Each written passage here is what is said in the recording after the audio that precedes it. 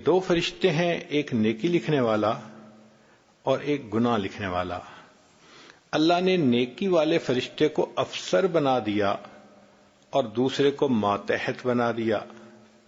جب بندہ نیکی کا ارادہ کرتا ہے تو نیکی کا فرشتہ فوراً ارادہ کرنے پر بھی ایک نیکی لکھ دیتا ہے،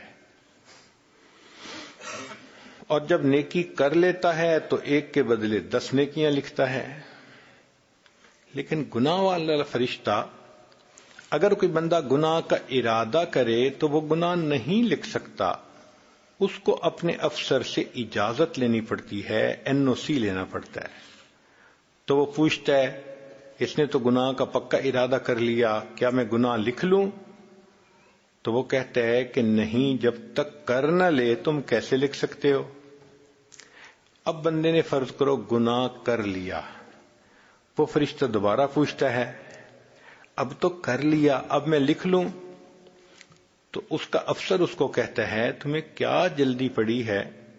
ہو سکتا ہے یہ توبہ کر لے، دل میں نادم ہو، شرمندہ ہو، اور اللہ اس کو معاف کر دیں تو تم جو لکھ کے کاٹو گے، کیا ضرورت ہے ایسا کرنے کی؟ انتظار کر لو۔ چنانچہ کئی پہر تک وہ انتظار کرواتا ہے۔ اگر اس دوران انسان اس گناہ پر نادم ہو تو فرمایا الندم توبۃ، دل میں نادم ہونا گناہ پر یہ توبہ ہوا کرتی ہے۔ اللہ دل کی ندامت کر گناہ کو معاف فرما دیتے ہیں۔ فرض کرو کہ اس نے احساس ہی نہ کیا اور گناہ لکھ دیا گیا، پھر اس نے دوسرا گناہ کر لیا، پھر تیسرا کر لیا، حتیٰ کہ اس بندے نے 5 گناہ کر لیے۔ اس کے بعد اگر وہ کوئی نیکی کرتا ہے تو نیکی والا فرشتہ اس کو کہتا ہے کہ سنو، اللہ کا قانون ہے من جاء بالحسنۃ فلہ عشر امثالھا، کہ جو بندہ ایک نیکی لائے گا ہم 10 گنا اجر دیں گے۔ ایک نیکی اس نے کی اور میں نے اس کے بدلے 10 نیکیاں لکھنی ہیں۔ میں 10 نیکیاں نہیں لکھتا، تم 5 گناہ مٹا دو اور باقی 5 نیکیاں اس کی میں انٹری کر دیتا ہوں۔ اللہ اکبر کبیرہ، اللہ کی رحمت کا معاملہ دیکھیے، 5 گناہ مٹا دیے جاتے ہیں اور بقیہ 5 نیکیاں لکھ دی جاتی ہیں۔ کیوں؟ اے میرے بندے، تو مجھے بہت پیارا لگتا ہے۔ اب فرض کرو کہ اس بندے نے خود نیکیاں بھی نہیں کی، مگر اللہ تعالیٰ تو چاہتے ہیں نا کہ میں اس کے گناہوں کو معاف کروں، تو حدیث پاک میں ہے کہ اللہ نے باقی جانداروں کو ذمے لگا دیا کہ تم انسانوں کے لیے دعا کرو۔ چنانچہ حیتان، مچھلیاں پانی میں انسان کے لیے استغفار کرتی ہیں، بلوں میں چیونٹیاں استغفار کرتی ہیں، ہوا میں پرندے استغفار کرتے ہیں، اور ان کے استغفار کو بہانہ بنا کر اللہ بندوں کے گناہوں کو معاف فرما دیتے ہیں۔ یہ کس لیے؟ اے میرے بندے، تو مجھے بہت پیارا لگتا ہے۔ پھر ذرا اس سے اگلی بات دیکھیے کہ اللہ تعالیٰ نے اپنی معصوم مخلوق جن کو فرشتے کہتے ہیں ان کے ذمہ لگا دیا۔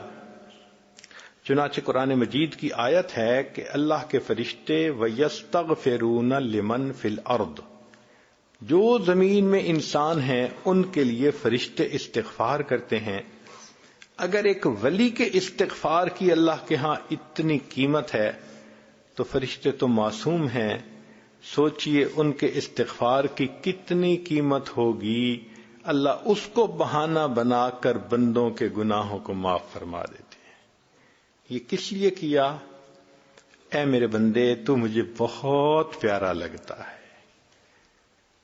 پھر اللہ تعالیٰ نے اور مہربانی فرمائی، جو انسان وضو کرتا ہے تو وضو کے اعضاء کے گناہ دھل جاتے ہیں، غسل کرتا ہے پورے جسم کے گناہ دھل جاتے ہیں، حتیٰ کہ نماز پڑھنے سے بھی گناہ دھل جاتے ہیں۔ حدیث پاک میں آتا ہے کہ اگر کسی شخص کے دروازے پر ایک نہر ہو اور وہ روزانہ 5 مرتبہ اس میں غسل کرے تو بتاؤ اس کے جسم پر کوئی میل کچیل بچے گی؟ صحابہ نے عرض کیا اے اللہ کے حبیب صلی اللہ علیہ وسلم، اس کے جسم پر تو میل کا نام و نشان نہیں ہوگا جو دن میں 5 مرتبہ نہائے۔ نبی صاحب نے فرمایا جو شخص باقاعدگی سے 5 نمازیں ادا کرتا ہے اس کے دل پر بھی اسی طرح گناہوں کی میل نہیں رہ سکتی۔ اب نماز سے بھی دل دھل گئے۔ پھر جمعہ کے بارے میں فرمایا کہ جو بندہ اہتمام کے ساتھ غسل کر کے اچھے کپڑے پہن کے خوشبو لگا کے وقت سے پہلے جمعہ کی نماز کے لیے آئے تو حدیث پاک میں ہے کہ پچھلے جمعے سے لے کر اس جمعہ تک کے درمیان جتنے گناہ تھے اللہ سب گناہوں کو معاف فرما دیتے ہیں۔ اس لیے اے میرے بندے تو مجھے بہت پیارا لگتا ہے۔ پھر عید کا موقع آتا ہے، اللہ تعالیٰ فرشتوں سے پوچھتے ہیں کہ یہ میرے بندے کیوں ایک جگہ پر اکٹھے ہیں؟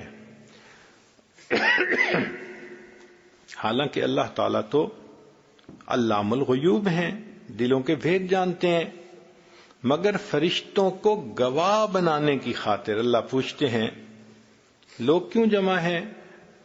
فرشتے کہتے ہیں کہ یا اللہ یہ وہ بندے ہیں جنہوں نے رمضان کے روزے رکھے، تراویح پڑھی، اب رمضان ختم ہوا، یہ عید کی نماز کے لیے اکٹھے ہو گئے۔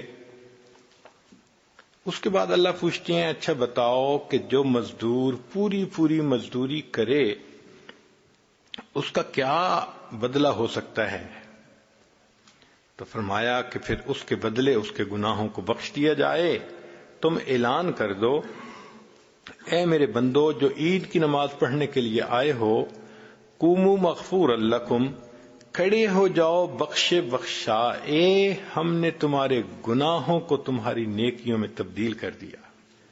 سبحان اللہ، مولا آپ کتنا کریم ہیں، کتنے مہربان ہیں، صرف گناہ ہی معاف نہیں فرماتے، گناہوں کو الٹا نیکیوں میں تبدیل فرما دیتے ہیں۔